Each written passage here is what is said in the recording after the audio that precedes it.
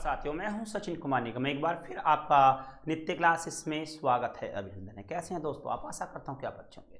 दोस्तों मैं आपके बीच में बहुत ही महत्वपूर्ण क्वेश्चन लेकर के आता रहता हूं जो आपके लिए बेहद खास होते हैं। आपके पास में आज मैं लेकर के आया हूं 25 क्वेश्चन जो आपके होंगे हिंदी शिक्षा शास्त्र से। बहुत ही खास क्वेश्चन, अगर आपने इनको किया है तो समझ लीजिएगा आपके पूरे 30 नंबर तो कंफर्म इन्हीं से आपको 25 क्वेश्चन से मिलने वाले हैं, क्योंकि 25 क्वेश्चन वो आपके लिए हैं जो क्रीम रहेंगे। तो चलिएगा दोस्तों, समय की बर्बादी ना करते हुए पहले करते हैं हम इन 25 क्वेश्चन को, जो टॉप 25 क्वेश्चन मैं आपको देने वाला हूं जो बिल्कुल खास है आपके लिए। चलिए शुरुआत करते हैं, देरी न करते। पहला क्वेश्चन आपके लिए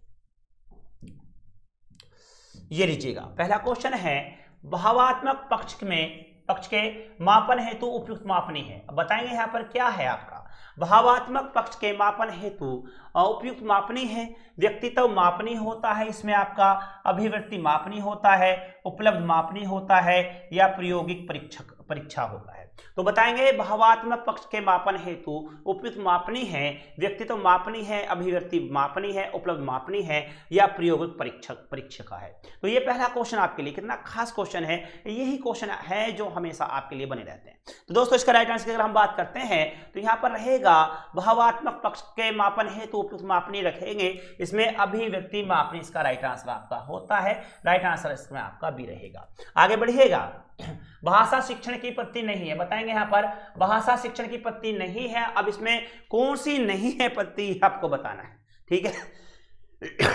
सॉरी, भाषा शिक्षण की जो पत्ती है नहीं है वो है किंडरगार्टन होगा आपका, मॉन्टेसरी होगा, ड्रे-कॉली होगा, अभिक्रमित अनुदेशन होगा। तो दोस्तों यहाँ कर बात करेंगे, अगर भाषा शिक्षण की पद्धति नहीं है तो कौन सी यहाँ पर बात की जाए तो ये वाली पद्धति अगर बात करते हैं, किंडरगार्टन है आपका, माउंटेसरी ये भी होता है आपका, ड्रे-कॉली होता है। लेकिन अगर इसमें बात की जाए ऑप्शन नंबर 4 की जो आपके सामने है यहाँ पर, अभिक्रमित अनुदेशन है, यह इसका नहीं होगा, यानी कि राइट आंसर आपका जो होता है यहाँ पर वो डी होता है। इसको साफ करेंगे और राइट आंसर इसका होगा अभिक्रमित अनुदेशन, इसका राइट आंसर आपका हो जाता है, ठीक है। अगला क्वेश्चन लेते हैं, बालक की प्रारंभिक शिक्षा उसकी मातृभाषा में दी जाए यह मानना है। देखिएगा, बालक की प्रारंभिक शिक्षा उसकी मातृभाषा में दी जाए यह मानना है। माउंटेसरी का मानना है, महात्मा गांधी का मानना है, फाब्रेल का मानना है या क्लोप्टिक का मानना है। अब देखिएगा ये बड़ा खास क्वेश्चन है, तमाम बार आपसे पूछा जा चुका है और आपसे पूछा जाता रहता है इसके बारे में। अब ये एक ऐसा क्वेश्चन जो आपके लिए होगा, ठीक है। बालक की प्रारंभिक शिक्षा उसकी मातृभाषा में दी जाए यह मानना किसका? माउंटेसरी का मानना है, महात्मा गांधी का या फाब्रेल का है या फिर क्लोपेटिंग का मानना है। तो दोस्तों इसमें अगर बात की जाए, इसके तरह की बात की जाए तो यहाँ पर जो कहा गया है वो कहा गया है महात्मा गांधी जी के द्वारा। राष्ट्रपिता है, भारत के राष्ट्रपिता माना जाता है और यह जो कथन है वह किसका? महात्मा गांधी जी का है और राइट आंसर इसका आपका बी होता है। दोस्तों बिल्कुल खास आंसर इसका बनता है, ठीक है। अगला क्वेश्चन आपके लिए होगा, हिंदी गद्य शिक्षण की पाठ्य योजना में उद्देश्य कथन आता है। बताएंगे यहाँ पर हिंदी गद्य शिक्षण की पाठ्य योजना में उद्देश्य कथन आता है, पूर्व ज्ञान के पश्चात का, प्रस्तावना प्रश्न के पश्चात का, आदर्श वाचन के पश्चात का और मौन वाचन के पूर्व का। तो बताएंगे हिंदी गद्य शिक्षण की पाठ्य योजना में उद्देश्य कथन आता है पूर्व ज्ञान के पश्चात, प्रस्तावना प्रश्न के पश्चात, आदर्श वाचन के पश्चात, मौन वाचन के पूर्व। तो दोस्तों यहाँ पर रखेंगे आंसर क्या रहेगा, हिंदी गद्य शिक्षण की पाठ्य योजना में उद्देश्य कथन आता है। अब यहाँ पर उद्देश्य कथन आ रहा है, क्या इसका आंसर आएगा और क्या आप इसका चुनने वाले हैं, देखना सबसे बड़ी बात यह है, ये आप पर डिपेंड करता है, ठीक है। हिंदी गद्य शिक्षण की पाठ्य योजना में उद्देश्य कथन आता है, पूर्व ज्ञान के पश्चात आता है, प्रस्तावना प्रश्न के पश्चात आता है, आदर्श वाचन के पश्चात आता है या फिर मौन वाचन के पूर्व आता है। तो दोस्तों अगर इसकी बात की जाए तो इसका राइट आंसर आपका बी होगा, प्रस्तावना प्रश्न के पश्चात की यहाँ पर बात करता है, ये इसका राइट आंसर आपका होता है। हिंदी गद्य शिक्षण की पाठ्य योजना में उद्देश्य कथन आता है तो वह प्रस्तावना प्रश्न के पश्चात इसका राइट आंसर आपका हो जाएगा। अगला लेते हैं, बढ़ते हैं आगे की तरफ। मौखिक, देखिएगा मौखिक अभिव्यक्ति कौशल का विकास करने का सशक्त माध्यम है। तो बताएंगे मौखिक अभिव्यक्ति कौशल का विकास करने का सशक्त माध्यम है, विद्यालय पत्रिका रहेगा आपका, नाटक रहेगा, वाद विवाद रहेगा, क्विज कार्यक्रम रहेगा। बताएंगे मौखिक अभिव्यक्ति कौशल का विकास करने का सशक्त माध्यम है विद्यालय पत्रिका है, आपका नाटक है, वाद विवाद है, या फिर क्विज कार्यक्रम है। इसमें आप रख सकते हैं। राइट आंसर जो रहेगा देखिएगा, मौखिक अभिव्यक्ति की बात करें, जब मौखिक अभिव्यक्ति हो यानी कि बोल बोल करके बात की जाती है, तो वहां पर वाद विवाद की अगर आप बात करते हैं तो आप करेगा विद्यालय पत्रिका है, पढ़ी जाती है पत्रिका, ठीक है, नाटक है, आप देख सकते हैं। उसके बाद में वाद विवाद और क्विज कार्यक्रम की बात करें तो राइट आंसर इसमें आपका वाद विवाद सी रहेगा, इसका राइट आंसर आपका सी होता है, ठीक है। मौखिक अभिव्यक्ति कौशल का विकास करने का सशक्त माध्यम है वाद विवाद रखना।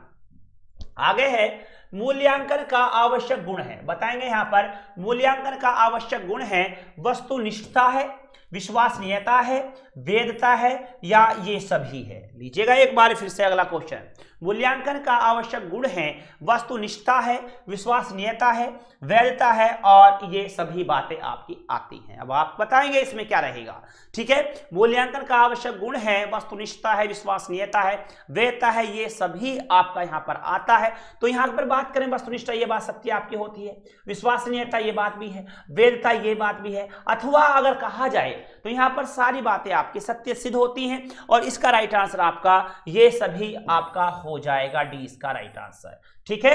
तो आप देखेंगे क्वेश्चन नंबर 6 आपको दिया गया है, इसका राइट आंसर आपका होता है यहाँ पर ये सभी बातें आपकी सत्य यहाँ पर हो जाती है। चलिएगा बढ़ते हैं आगे की तरफ। भाषा दक्षता का प्रारंभिक कौशल है, लीजिएगा अगला क्वेश्चन होगा आपका, भाषा दक्षता का प्रारंभिक कौशल है। यहाँ पर क्या है, सुनना होता है, बोलना होता है, पढ़ना होता है, या फिर लिखना होता है। तो दोस्तों बताएंगे भाषा दक्षता का प्रारंभिक कौशल है सुनना है, बोलना है, पढ़ना है, या फिर लिखना है। यह सबसे अच्छी बात है, क्वेश्चन एक बहुत महत्वपूर्ण क्वेश्चन है। भाषा दक्षता का प्रारंभिक कौशल है तो सबसे पहला प्रारंभिक कौशल क्या है, सबसे पहले क्या करता है, सुनता है, पढ़ता है, बोलता है, बताइए क्या करता है इनमें, या लिखता है आपका। तो सबसे पहला जो कौशल आएगा वो क्या आता है, सुनना आता है, ठीक है। पहले सुनेगा, बोलेगा, ठीक है, लिखेगा, पढ़ेगा, ये आप देख सकते हैं यहाँ पर। तो राइट आंसर की अगर बात करें, भाषा दक्षता का प्रारंभिक कौशल है सुनना है, बोलना है, पढ़ना है, लिखना है, राइट आंसर आपका होगा सुनना। अब एक बात और देखिएगा, जो लोग गूंगे होते हैं वह सुन नहीं सकते, अगर वह नहीं सुन पाएंगे तो बोलेंगे कैसे। तो राइट आंसर आपका इसका सुनना रहेगा, आपका इसमें ए आता है आंसर। आगे बढ़ेगा, भाषा शिक्षक का विशेष अनिवार्य गुण है, भाषा शिक्षक का विशेष अनिवार्य गुण है विषय का विस्तृत ज्ञान होता है, बाल मनोविज्ञान का ज्ञान होता है, शिक्षण विधियों का ज्ञान होता है, शुद्ध उच्चारण का ज्ञान होता है। तो बताएंगे यहाँ पर आपके साथ में है भाषा शिक्षक का विशेष अनिवार्य गुण है, यहाँ पर विषय का विस्तृत ज्ञान होना चाहिए। नंबर 2, बाल मनोविज्ञान का ज्ञान होना चाहिए, शिक्षण विधियों का ज्ञान होना चाहिए, शुद्ध उच्चारण का ज्ञान होना चाहिए। तो दोस्तों बताइएगा यहाँ पर क्या रखेंगे इसका आंसर, भाषा शिक्षक का विशेष अनिवार्य गुण है विषय का विस्तृत ज्ञान होना, बाल मनोविज्ञान का ज्ञान होना है, शिक्षण विधियों का ज्ञान होना है, शुद्ध उच्चारण का। तो दोस्तों राइट आंसर आप करेंगे बाल मनोविज्ञान का ज्ञान यहाँ पर रहेगा, इसका राइट आंसर। आगे लेते हैं, निम्न में से देखिए, निम्न में से उपलब्ध परीक्षण निर्माण का चरण नहीं है, बताएंगे आप, निम्न में से उपलब्ध परीक्षण निर्माण का चरण नहीं है। शैक्षणिक उद्देश्यों को लिखना होता है, छात्रों की कमियों के कारणों की जानकारी प्राप्त करना होता है, प्रश्न निर्माण करना होता है, समकन योजना तैयार करना होता है। तो बताएंगे निम्न में से उपलब्ध परीक्षण निर्माण का चरण नहीं है, शैक्षणिक उद्देश्य को लिखना, छात्रों की कमियों के कारणों की जानकारी प्राप्त करना, प्रश्न निर्माण करना है, समंकन योजना तैयार करना है। तो देखिएगा दोस्तों यहाँ पर फिर से एक नया क्वेश्चन आपको दिया गया है, निम्न में से उपलब्ध परीक्षण निर्माण का चरण नहीं है। अब ये आपसे देखिएगा सबसे ज्यादा जरूरी है ये जानना, क्वेश्चन अगर आपने सही से नहीं पढ़ा तो दिक्कत हो जाती है। हम क्या करते हैं, तेजी से पढ़ते हैं क्वेश्चन को और वहां पर हम सबसे लास्ट में नहीं को छोड़ देते हैं। अब जब यहाँ पर दिक्कत आती है तो यही क्या बात समस्या का कारण बनता है। तो पढ़ेंगे, निम्न में से उपलब्ध परीक्षण निर्माण का चरण नहीं है, शैक्षणिक उद्देश्य को लिखना होता है, छात्र कमियों के कारणों की जानकारी प्राप्त करना होता है, प्रश्न निर्माण करना होता है, समंकन योजना तैयार करना होता है। तो छात्रों की कमियों के कारणों की जानकारी प्राप्त करना होता है, तो इसमें राइट आंसर आपका बी रहेगा, यह आपका इसका आंसर हो जाता है। क्वेश्चन लेते हैं अगला, भाषा शिक्षण का सिद्धांत या नियम नहीं है। फिर से एक बार यहां नहीं आ रहा है, भाषा शिक्षण का सिद्धांत या नियम नहीं है, इसमें रखेंगे निश्चित उद्देश्य एवं पाठ्य सामग्री का सिद्धांत होगा, व्यक्तिक विभिन्नता का सिद्धांत होगा, निश्चित से अनिश्चित की ओर का नियम होगा, विश्लेषण से संश्लेषण की ओर का नियम आपके सामने होगा। तो रखते हैं यहाँ पर भाषा शिक्षण का सिद्धांत या नियम नहीं है, निश्चित उद्देश्य एवं पाठ्य सामग्री का सिद्धांत है, व्यक्तिक भिन्नता का सिद्धांत है, निश्चित से अनिश्चित की ओर का नियम है, और यहाँ पर विश्लेषण से संश्लेषण की ओर का सिद्धांत यहाँ पर आता है या नियम आता है। ठीक है, तो क्वेश्चन बढ़ेंगे, यहां पर बताएंगे भाषा शिक्षण का सिद्धांत या नियम नहीं है, तो राइट आंसर इसमें आपका रहेगा, एक बार साफ कर लीजिएगा, निश्चित से अनिश्चित की ओर का नियम जो होगा, इसका राइट आंसर आपका सी होगा। तो आपको यहां पर इसको चुनना होगा। आगे बढ़िएगा, भाषा शिक्षण में व्याकरण पढ़ने के लिए प्रयुक्त किया जाने वाला सिद्धांत या नियम है। भाषा शिक्षण में व्याकरण पढ़ने के लिए प्रयुक्त किया जाने वाला सिद्धांत या नियम है, आवर्ती का सिद्धांत होगा, अनुकरण का सिद्धांत होगा, आगमन एवं निगमन का सिद्धांत होगा, अनुबंध का सिद्धांत होगा। तो दोस्तों यहां पर देखते हैं राइट आंसर आपका क्या रहेगा। अब भाषा शिक्षण में व्याकरण पढ़ने के लिए प्रयुक्त किया जाने वाला सिद्धांत या नियम है, तो आवर्ती का सिद्धांत है, अनुकरण का सिद्धांत है, या फिर आगमन एवं निगमन का सिद्धांत है, या अनुबंध का सिद्धांत है। तो दोस्तों आगमन एवं निगमन का सिद्धांत यहां पर आपका रहेगा, राइट आंसर है इसका सी। ठीक है, आगे लेते हैं, बढ़ते हैं आगे की तरफ। भाषा शिक्षण की अनुवाद विधि है, बताएंगे भाषा शिक्षण की अनुवाद विधि है, मातृभाषा को मध्यस्थ नहीं बनाती है, मातृभाषा की अपेक्षा करती है, मातृभाषा को मध्यस्थ बनाती है, और लक्ष्य भाषा को ही श्रेष्ठ सिद्ध करती है। तो दोस्तों यहां पर रखेंगे भाषा शिक्षण की अनुवाद विधि है, मातृभाषा को मध्यस्थ नहीं बनाती है, मातृभाषा की अपेक्षा करती है, मातृभाषा को मध्यस्थ बनाती है, लक्ष्य भाषा को ही श्रेष्ठ सिद्ध करती है। तो दोस्तों यहां पर क्वेश्चन नंबर 12 आपको दिया है। अब देखते हैं इसमें आपका चुनाव क्या रहेगा। मैं बढ़ता हूं आगे की तरफ, ये लीजिएगा, भाषा शिक्षण की अनुवाद विधि मातृभाषा को मध्यस्थ बनाती है। यह भाषा शिक्षण की अनुवाद विधि मातृभाषा को मध्यस्थ नहीं बनाती है, मातृभाषा की उपेक्षा करती है, मातृभाषा को मध्यस्थ बनाती है, और लक्ष्य भाषा को ही श्रेष्ठ सिद्ध करती है। तो राइट आंसर इसका आपका रहेगा मातृभाषा को मध्यस्थ बनाती है, इसका राइट आंसर आपका सी होता है, आपके सामने रहेगा। चलेगा आगे देखते हैं, अगला क्वेश्चन होगा, निम्नलिखित में से कौन सा स्वर्ण कौशल शिक्षण का उद्देश्य नहीं है। सुनकर अर्थ ग्रहण करने की योग्यता का विकास करना होगा, पूरी बात को सुनना ना कि वक्ता के कथन के सारांश को समझना होगा, श्रुत सामग्री के विषय को भली भांति समझने की योग्यता उत्पन्न करना होगा, किस्से की श्रुत सामग्री को मनोयोग्य पूर्व सुनने की प्रेरणा प्रदान करना होगा। तो रहेगा यहाँ पर आपका निम्नलिखित में से कौन सा स्वर्ण कौशल शिक्षा का उद्देश्य नहीं है। सुनकर अर्थ ग्रहण करने की योग्यता का विकास करना है, पूरी बात को सुनना ना कि वक्ता के कथन के सारांश को समझना है, श्रुत सामग्री के विषय को भली भांति समझने की योग्यता उत्पन्न करना है, किस्से की श्रुति सामग्री को मनोयोग्य पूर्व सुनने की प्रेरणा प्रदान करना है। तो रहेगा यहाँ पर निम्नलिखित में से कौन सा स्वर्ण कौशल की का उद्देश्य नहीं है, पूरी बात को सुनना ना कि वक्ता के कथन के सारांश को समझना है। ठीक है, आगे बढ़ते हैं फिर से, भाषा की कक्षा में कौन सी शिक्षण युक्ति सबसे कम प्रभावी है। उचित गति एवं प्रभाव के साथ बढ़ने पर बल देना, शुद्ध उच्चारण पर अत्यधिक बल देना, बच्चों की रुचि के अनुसार परिचित विषय या प्रसंग पर चर्चा करना, दोस्तों की हस्तलिखित सामग्री पत्र आदि पढ़वाना है।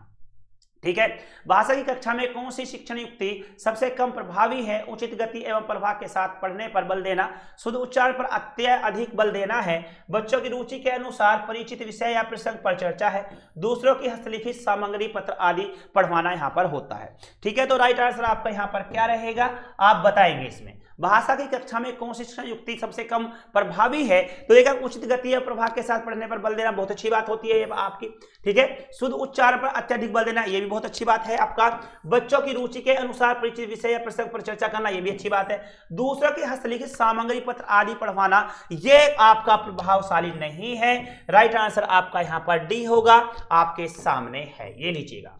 ठीक है, आगे बढ़ेंगे, यहाँ पर देखते हैं अभिप्रेरणा का सिद्धांत है, बताएंगे यहाँ पर अभिप्रेरणा का सिद्धांत है विद्यार्थियों को प्रोत्साहित करने पर बल देता है। बताएंगे अभिप्रेरणा का सिद्धांत है विद्यार्थियों को प्रोत्साहित करने पर बल देता है, विद्यार्थियों को अभ्यास करने के लिए कहता है, सीखी हुई बातों की पुनरावृत्ति करने के लिए कहता है, उपरोक्त में से कोई भी नहीं है। तो बताइएगा यहाँ पर क्या रहेगा राइट आंसर आपका। अभिप्रेरणा का सिद्धांत है विद्यार्थियों को प्रोत्साहित करने पर बल देता है, विद्यार्थियों को अभ्यास करने के लिए कहता है, सीखी हुई बातों की पुनरावृत्ति करने के लिए कहता है, उपरोक्त में से कोई भी नहीं है। तो बताएंगे यहाँ पर राइट आंसर अभिप्रेरणा का सिद्धांत में आपका आंसर क्या रहेगा और आप इसमें क्या चुनने वाले हैं। ठीक है, क्वेश्चन नंबर आपके पास में 15 है। आप देखेंगे अभिप्रेरणा का सिद्धांत होगा विद्यार्थियों को प्रोत्साहित करने पर बल देता है, विद्यार्थियों को अभ्यास करने के लिए कहता है, सीखी हुई बातों की पुनरावृत्ति करने के लिए कहता है, उपरोक्त में से कोई भी नहीं है। तो राइट आंसर आपका विद्यार्थियों को प्रोत्साहित करने पर बल देता है। ठीक है, अगला क्वेश्चन होगा भाषा शिक्षण के संदर्भ में। देखिएगा भाषा शिक्षण के संदर्भ में कौन सा कथन सही नहीं है, ये क्वेश्चन आपके सामने होगा। भाषा शिक्षण के संदर्भ में कौन सा कथन सही नहीं है। भाषा शिक्षण में समृद्ध भाषिक परिवेश उपलब्ध कराना जरूरी है, भाषा की नियमबद्ध व्यवस्था को केवल व्याकरण के माध्यम से ही जाना जा सकता है, भाषागत शुद्धता के प्रति अत्यधिक कठोर व्यवहार नहीं अपनाना चाहिए, समृद्ध भाषिक परिवेश में बच्चे स्वयं नियमों का निर्माण करते हैं। तो दोस्तों यहाँ पर रखेंगे भाषा शिक्षण के संदर्भ में कौन सा कथन सही नहीं है। भाषा शिक्षण में समृद्ध भाषिक परिवेश उपलब्ध कराना जरूरी है, भाषा के नियमबद्ध व्यवस्था को केवल व्याकरण के माध्यम से ही जाना जा सकता है, भाषागत शुद्धता के प्रति अत्यधिक कठोर व्यवहार नहीं अपनाना चाहिए, समृद्ध भाषिक परिवेश में बच्चे स्वयं नियमों का निर्माण करते हैं। तो दोस्तों यहाँ पर आप रखेंगे भाषागत शुद्धता के प्रति अधिक कठोर व्यवहार नहीं अपनाना चाहिए। राइट आंसर आपका सी होगा। आगे बढ़ते हैं, गणित विज्ञान सामाजिक विज्ञान की कक्षाएं एवं तरह से भाषा की ही कक्षाएं हैं, इस कथन के समर्थन में कौन सा तर्क सबसे कमजोर है। तो बताएंगे गणित विज्ञान सामाजिक विज्ञान की कक्षाएं एक तरह से भाषा की ही कक्षा है, इस कथन के समर्थन में कौन सा तर्क सबसे कमजोर है। विभिन्न विषयों के शिक्षण में भाषा शिक्षण एक मुख्य उद्देश्य होता है, विभिन्न विषयों की अवधारणात्मक समझ की अभिव्यक्ति भी भाषा विशेष में होती है, विभिन्न विषयों की अवधारणा किसी भी भाषा से बनती है और विभिन्न विषयों के अध्ययन अध्यापन में भाषा साधन का कार्य करती है। तो गणित विज्ञान सामाजिक विज्ञान की कक्षाएं एक तरह से भाषा की कक्षाएं, इस कथन के समर्थन में कौन सा तर्क सबसे कमजोर है। तो दोस्तों यहाँ पर रहेगा विभिन्न विषयों के शिक्षण में भाषा शिक्षण एक मुख्य उद्देश्य होता है। राइट आंसर आपका ए रहेगा यहाँ पर, तो आप इसे रखेंगे। अगला क्वेश्चन होगा भाषा शिक्षण के संदर्भ में कौन सा कथन सही नहीं है। बताएंगे भाषा शिक्षण के संदर्भ में कौन सा कथन सही नहीं है। भाषा अर्जन और भाषा अधिगम में अंतर होता है, भाषा शिक्षण में केवल भाषाई शुद्धता पर ही अधिक बल रहता है, भाषा सीखने में अन्य विषयों का अध्ययन अध्यापन सहायक होता है और समृद्ध भाषा परिवेश भाषा अर्जित करने में सहायक होता है। तो दोस्तों यहाँ पर रखेंगे आपका भाषा शिक्षण के संदर्भ में कौन सा कथन सही नहीं है। भाषा अर्जन और भाषा अधिगम में अंतर होता है, भाषा शिक्षण में केवल भाषाई शुद्धता पर ही अधिक बल रहता है, भाषा सीखने में अन्य विषयों का अध्ययन अध्यापन सहायक होता है, समृद्ध भाषा परिवेश भाषा अर्जित करने में सहायक होता है। राइट आंसर आपका रहेगा भी भाषा शिक्षण में केवल भाषाई शुद्धता पर ही अधिक बल रहता है। राइट आंसर आपका बी हो जाएगा। कौन सा नियम स्थूल ज्ञान से सूक्ष्म ज्ञान की ओर अग्रसर होने की बात कहता है। कौन सा नियम स्थूल ज्ञान से सूक्ष्म ज्ञान की ओर अग्रसर होने की बात कहता है। ज्ञात से अज्ञात की ओर जाएगा, अनिश्चित से निश्चित की ओर चला जाएगा, पूर्ण से अंश की ओर जाएगा और मूर्त से अमूर्त की ओर जाएगा। कौन सा नियम स्थूल ज्ञान से सूक्ष्म ज्ञान की ओर जाने की बात कर रहा है, अग्रसर करता है। तो ज्ञान से अज्ञात की ओर जा रहा है, अनिश्चित से निश्चित की ओर जा रहा है, पूर्ण से अंश की ओर जाता है और मूर्त से अमूर्त की ओर जाता है। ठीक है, क्वेश्चन नंबर आपके पास में है 19 और आपका इसका आंसर क्या रहेगा आप देखिएगा।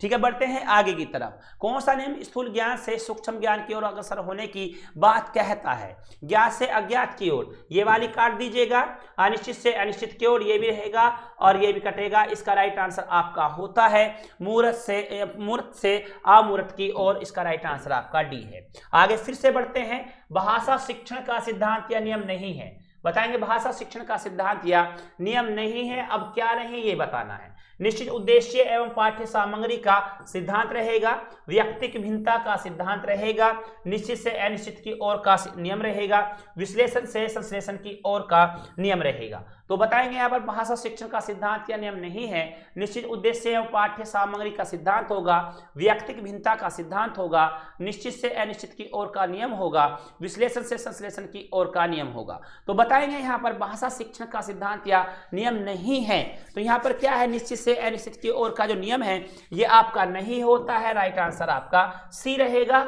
और सी आपके सामने है। ठीक है, अगला क्वेश्चन आप लेंगे यहाँ पर भाषा शिक्षण का सिद्धांत नियम नहीं है, ये आपने देख लिया होगा। अगला क्वेश्चन है दोस्तों, मैं आपको बता देता हूँ मेरी क्लास यहाँ पर अगर आप चाहते हैं, ये आपकी ऑफलाइन क्लास है, लेकिन अगर आप चाहते हैं नित्य चैनल से आपको मिलती रहे लाइव क्लासें, तो सुबह 7:20 से रात के 11 बजे तक आपके नित्य चैनल पर लाइव क्लासें चलती रहती हैं। जो साथी चाहते हैं मुझसे जुड़ना तो वो नोट कर सकते हैं। सुबह 7 बजे मेरी यहाँ पर करंट अफेयर की क्लास होती है प्रतिदिन। ठीक है, और सबसे खास बात है 7:20 पर शुरू होती है आपकी, ये ध्यान रहेगा। ठीक है, तो पहली क्लास। दूसरी क्लास मेरी यहाँ पर होती है इतिहास की 1 बजे। ठीक है, और तीसरी क्लास यहाँ पर मेरी 3 बजे होती है आपकी हिंदी की क्लास। तो यहाँ पर मेरी 3 क्लासें आपको प्रतिदिन मिलती हैं। जो साथी चाहते हैं मुझसे जुड़ना वो मेरे नंबर पर 9917421293 पर मुझे व्हाट्सएप करेंगे और हाय भेज देंगे। हाय लिख करके भेजेंगे नाम के साथ में और मुझे भेज दीजिएगा यहाँ पर। ठीक है, तो उससे क्या होगा, जो भी क्लासें आपकी मिलती रहेंगी आती रहेंगी वो आपके पास नोटिस पहुंचता रहेगा और आप उसे ज्वाइन कर सकते हैं। ठीक है, मैं बढ़ता हूँ यहाँ पर। भाषा का मुख्य कौशल है, अभी ये क्वेश्चन में आ जाएगा यहाँ पर। भाषा का मुख्य कौशल है लिखना है आपका, ठीक है, सुनना है, पढ़ना है और बोलना है, उपयुक्त सभी बातें यहाँ पर सत्य होती हैं। तो देखिए भाषा का मुख्य कौशल जो होता है आपका, ये लिखना, ये बात भी सही है, ये भी सही है, पढ़ना भी बोलना भी। राइट आंसर आपका इसमें डी होगा, उपयुक्त सभी बातें यहाँ पर सत्य हैं, ये आपका राइट आंसर यहाँ पर हो जाता है। ठीक है, अगला क्वेश्चन है आपका, भाषा के मुख्य तत्व होते हैं। अब बताइएगा यहाँ पर भाषा के मुख्य तत्व कौन कौन से होते हैं यहाँ पर। ठीक है, ध्वनि है आपका, संकेत है, चिन्ह है और सभी है। तो देखिएगा भाषा के मुख्य तत्व होते हैं, ध्वनि है, संकेत है, चिन्ह है और यहाँ पर आप सभी की बात यहाँ पर आप कर रहे हैं। ठीक है, तो भाषा के मुख्य तत्वों की अगर बात करें तो इसमें आपका क्या रहेगा, तो इसमें देखेगा ये बात सही है आपकी, संकेत भी सही है, चिन्ह भी सही है, यानी कि सारी बातें आपकी यहाँ पर सही हो जाती है। राइट आंसर आपका इसमें डी होता है दोस्तों। ठीक है, अगला क्वेश्चन, बालक को भाषा शिक्षण की शिक्षा देने का माध्यम होना चाहिए। बताएंगे बालक को भाषा शिक्षण की शिक्षा देने का माध्यम होना चाहिए। राष्ट्रभाषा है आपका, मातृभाषा है, द्वितीय भाषा है और प्रादेशिक भाषा है। तो बताएंगे यहाँ पर बालक को भाषा शिक्षण की शिक्षा देने का माध्यम होना चाहिए, राष्ट्रभाषा है, मातृभाषा है, द्वितीय भाषा है या प्रादेशिक भाषा है। तो यहाँ पर जो भाषा है अगर बात की जाए तो यहाँ पर देखेंगे राष्ट्रभाषा की बात करेंगे, इसे काटेंगे। बच्चे को जो आप के माध्यम होना चाहिए वो मातृभाषा में होना चाहिए, क्योंकि बच्चा मातृभाषा को बहुत अच्छे से सही से समझता है और उसे पढ़ता है। ठीक है, आगे लेंगे। अगला क्वेश्चन आपका होगा, क्या क्वेश्चन है ये लीजिए, मातृभाषा का अर्थ है। देखेंगे यहाँ पर मातृभाषा का अर्थ क्या होता है, परिवार की भाषा होगा, यहाँ पर माँ की भाषा होगा, पिता की भाषा होगा, उपयुक्त सभी बातें यहाँ पर रखी जाएंगी। मातृभाषा का अर्थ किससे है, परिवार की भाषा से है, माँ की भाषा से है, पिता की भाषा से है, उपयुक्त सभी से है। अब यहाँ पर मातृभाषा का मतलब इससे नहीं कि मम्मी की भाषा से बात कर रहा है, मातृभाषा से मतलब है जो उसके अपने परिवार की भाषा है, अपने स्थान की भाषा है, यानी कि जहाँ पर उसने जन्म लिया वह सभी भाषा मातृभाषा का ही रूप होती है। चाहे उसमें वो परिवार की भाषा कह लीजिएगा उसे, चाहे आप माँ की भाषा कह लीजिएगा, चाहे आप उसे पिता की भाषा कह लीजिएगा। ठीक है, परिवार की भाषा मातृभाषा ही होती है। तो राइट आंसर इसमें क्या रहेगा, परिवार की भाषा है, ये बात भी सही है, माँ की भाषा ये बात भी सही है, पिता की भाषा ये बात भी सही, उपयुक्त सभी बातें सत्य हैं। राइट आंसर आपका यहाँ पर डी होता है। बहुत बढ़िया आंसर यहाँ पर मिला। बढ़ते हैं आगे की तरफ, लेते हैं अगला क्वेश्चन। मातृभाषा का मुख्य उद्देश्य होता है, बताइए मातृभाषा का मुख्य उद्देश्य होता है मानसिक विकास का होना है, शारीरिक विकास का होना है, बौद्धिक विकास का होना है, उपयुक्त सभी बातें यहाँ पर हो जाएंगी। ठीक है, मातृभाषा का मुख्य उद्देश्य होता है मानसिक विकास का, शारीरिक विकास का, बौद्धिक विकास का और उपयुक्त सभी बातें यहाँ पर सत्य आपकी होती हुई दिखती हैं। तो इसका राइट आंसर आपका क्या रहा, इसका राइट आंसर आप देखेंगे मानसिक विकास है, ये बात भी आपका सही है, शारीरिक भी सही है, बौद्धिक भी सही है और आपका उपयुक्त भी सही है। तो राइट आंसर की अगर हम बात यहाँ पर करें तो यह है आपका यहाँ पर होता है राइट आंसर, इसका डी होगा दोस्तों, आपके सामने है इसका राइट आंसर। ठीक है, तो दोस्तों एक बार फिर मैं आपको बता देता हूं, ये आपके 25 क्वेश्चन थे जो बहुत खास और महत्वपूर्ण थे। आपको अगर लगा है अच्छा तो आप कमेंट कीजिएगा, शेयर कीजिएगा, लाइक कीजिएगा, चैनल को सब्सक्राइब जरूर कीजिएगा। आप चाहते हैं अच्छे क्लास से प्राप्त करना तो आप हमारे टेलीग्राम से जुड़िएगा, नित्य क्लास के टेलीग्राम से जुड़ जाइएगा, आपको नोटिफिकेशन मिलते रहेंगे, वहां से आप PDF पे भी प्राप्त कर सकते हैं। दोस्तों मैं पहले ही बता चुका हूं, एक बार फिर से मेरी क्लास यहाँ पर सुबह 7 बजे करंट अफेयर की आती है और खास बात यह है 7:20 पर यह आपकी शुरू होती है, ठीक है। और दूसरी क्लास में यहां पर होती है आपकी 1 बजे इतिहास की क्लास और तीसरी क्लास होती है 3 बजे हिंदी क्लास। यहां पर 3 क्लासें आपकी यहां प्रतिदिन होती है, ठीक है। अगर आप चाहते हैं जुटना 99 17 42 12 93 पे आप आएंगे और हमसे इस पर हाय लिखिएगा अपने नाम के साथ में। तो दोस्तों मैं लेता हूं यहां से विदा और मिलता हूं आपसे अगली क्लास में या अगले क्वेश्चनों के लेकर के, तब तक के लिए आपसे मैं लूंगा विदा। तो दोस्तों आपको ये कैसा लगा जरूर कमेंट कीजिएगा, शेयर कीजिएगा, लाइक कीजिएगा और हमें जरूर बताइएगा अगर आप चाहते हैं कुछ सुझाव देना तो देना बिल्कुल ना भूलें। तो दोस्तों इसी के साथ मैं सचिन कुमार निगम आपसे विदा लेता हूं, मिलते हैं अगली वीडियो में, तब तक के लिए good day, good luck, good bye, जय हिंद।